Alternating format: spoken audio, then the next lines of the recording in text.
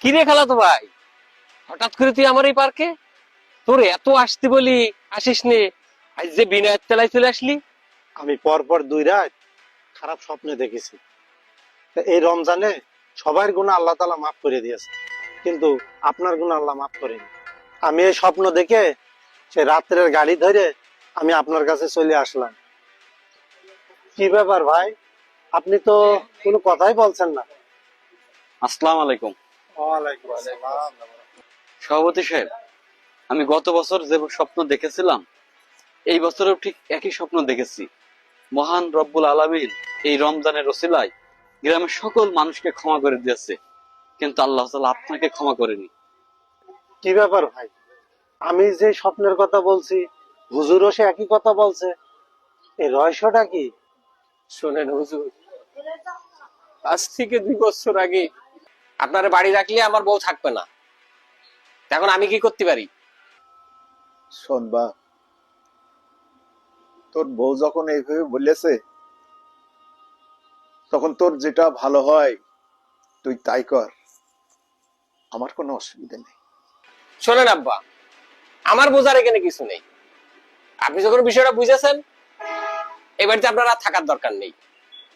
আপনি যেদিক পারেন চলে যান, আমি সংসার অশান্তি করতে পারবো না।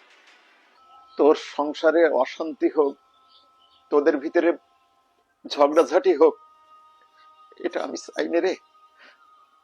আমি আমি চলেই যাচ্ছি, তুই তুই সুখী থাক।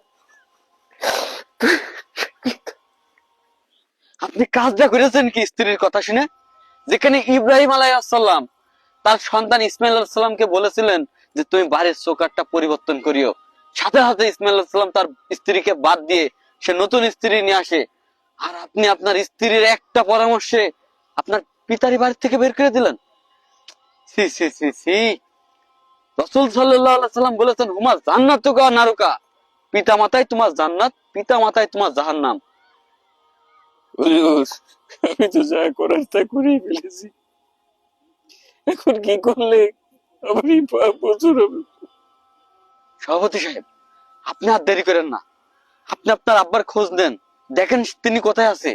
তিনি যদি বেঁচে থাকে আপনার আব্বার হাত পা ধরে আপনি মাপ চান, অবশ্যই আল্লাহ আপনাকে ক্ষমা করে দেবে।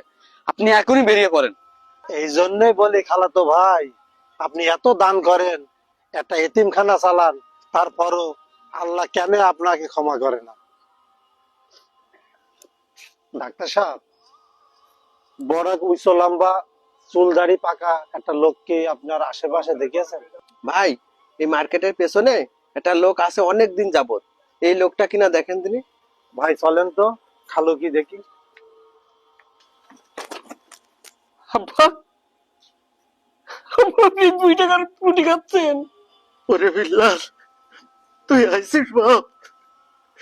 আমি আমি আল্লাহর কাছে বলি, আল্লাহ আমার মৃত্যুর আগে যেন আমার বিল্লালকে দেখি আল্লাহ।